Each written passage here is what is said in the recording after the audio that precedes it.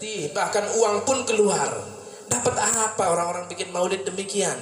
Maka beliau mengatakan jazauhu husnul khitam.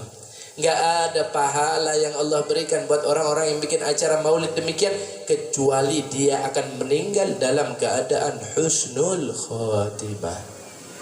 Husnul khatimah, tiket termahal yang saya, panjenengan, orang tua kita, anak-anak kita harus tebus, harus beli ini tiket.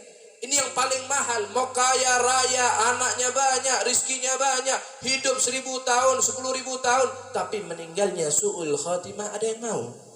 Gak ada. Karena dia bakal kekal abadi dalam siksanya Allah.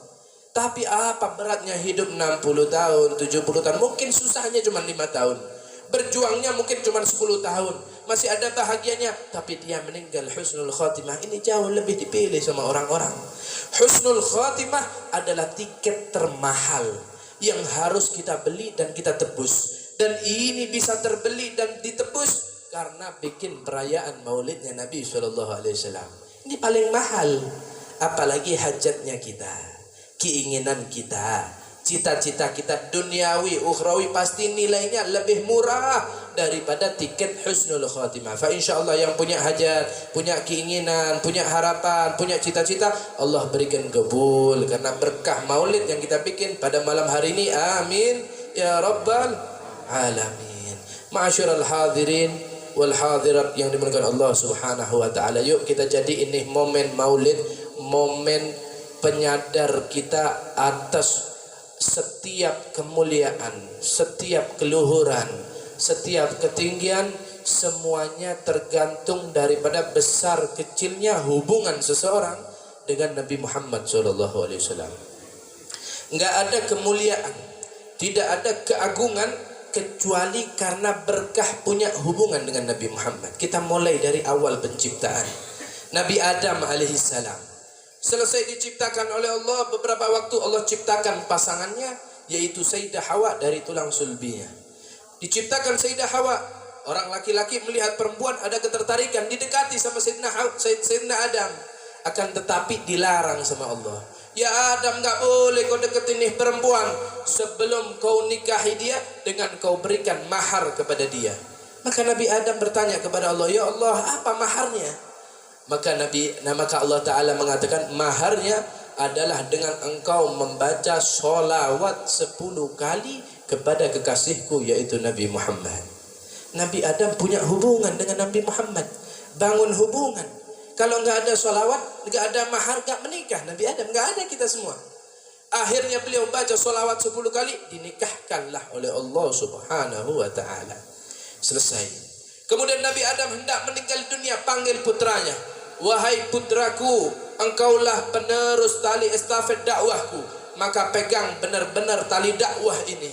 Dan jangan pernah engkau menyebut nama Allah kecuali kau sebut juga namanya Muhammad. Diperkenalkan. Gak boleh diwasiatin, gak boleh sebut namanya Allah kecuali kau sebut juga namanya Muhammad. Kenapa? Karena dulu ketika saya berada di dalam surga, tidak ada satupun tiang di kerajaan Allah kecuali tertulis di dalam tiang tersebut tulisan Muhammad.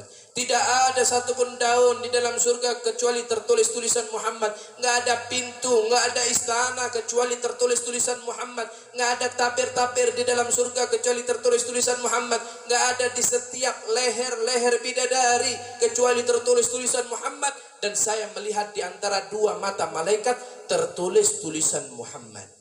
Masya Allah. Semuanya kita nanti di surga demikian. Ornamennya semua sekeliling kita Muhammad, Muhammad dan Muhammad. Maka Nabi Adam mengatakan, perbanyaklah engkau menyebut Muhammad. Kenapa wahai Abah? Kenapa wahai Nabi Adam? Karena saya melihat para malaikat sibuk mulutnya mengucapkan sholawat kepada Nabi Muhammad SAW.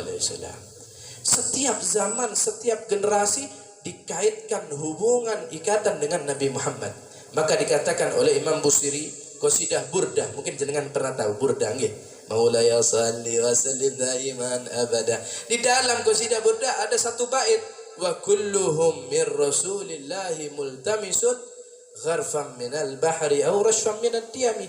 Dan setiap rasul, setiap nabi jumlahnya 124.000 nabi dikasih wahyu, tapi dia nggak wajib menyampaikan wahyunya. Nabi 124.000.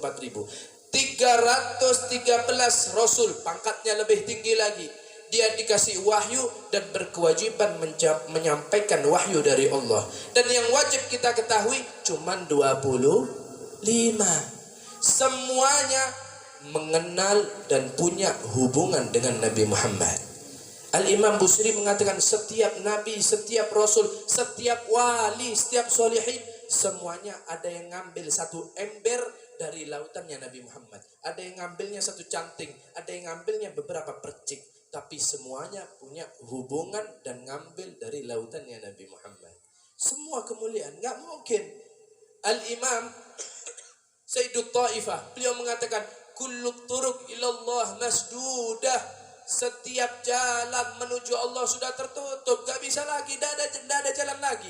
Seseorang bisa sampai dirinya kepada Allah, gak ada jalan lagi.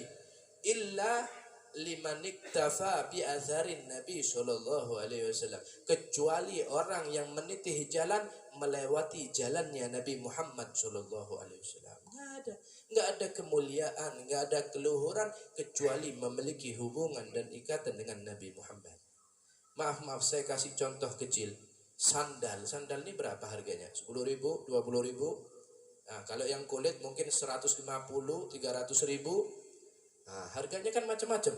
Tapi saya kalau bilang ini sandal bekas, sudah dipakai, solnya tipis, dikasih ke orang kadang nggak mau, dijual juga belum tentu laku. Tapi kalau saya bilang ini sandalnya Nabi Muhammad Sallallahu alaihi wasallam, kira-kira rebutan enggak yang demikian? Kalau dihargain 1 miliar masih rebutan enggak? Rebutan orang kaya. Hah? Mau jadi wali kota aja bondonya puluhan M. Nah, kalau cuma dihargain 1 miliar, 2 miliar sandalnya Nabi, wah yang rebutan banyak, jutaan orang rebutan. Dihargai 1 triliun, saya rasa masih banyak orang mau rebutan. Tapi kalau dihargai dengan 10 triliun, 100 triliun, masih ada yang mampu membeli dan pasti direbutkan. Kenapa? Karena sandal walaupun usang, walaupun tipis, walaupun secara nilai tidak berharga, tapi karena dia bersandar dengan Nabi Muhammad, nilainya berkali lipat dan menjadi mulia. Percaya enggak?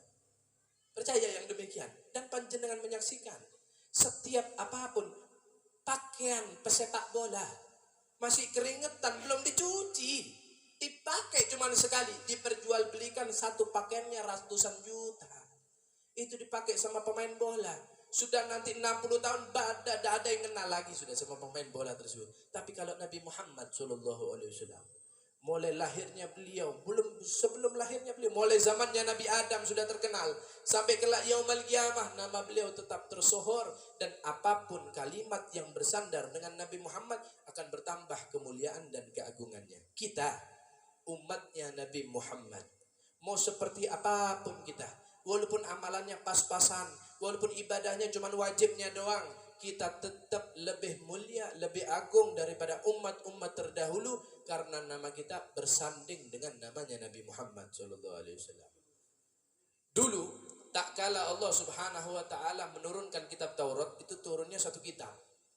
Kalau Al-Quran, ayat demi ayat, surat demi surat. Tapi kalau Taurat langsung satu kitab, turunin kepada Nabi Musa alaihissalam. Ditelaah sama Nabi Musa, ya Allah, saya dapati di dalam kitab Taurat sekelompok kaum yang kau beri nama kaum tersebut umat Muhammadiyah. Ini umatnya siapa ya Allah?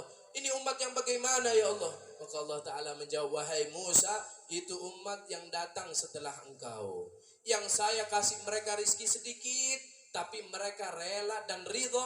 Saya pun rela dan ridho walaupun amalan mereka sedikit. Umatnya Nabi Musa itu Pak, Bu, kalau punya emas-emasan bukan satu selorokan, satu lemari emas-emasan. Kalau kita selorokan aja belum tentu ada emasnya, Mas ya.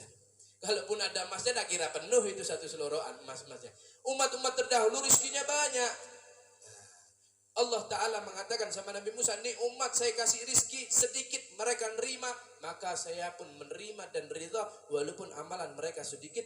Bahkan salah satu di antara mereka masuk ke dalam surgaku gak bondo amal, bondonya cuma asyhadu an la ilaha illallah wa anna Muhammadar Rasulullah pun udah syahadat. Ya mampir ndaknya urusan lain, tapi yang pasti sudah bisa masuk ke dalam surga.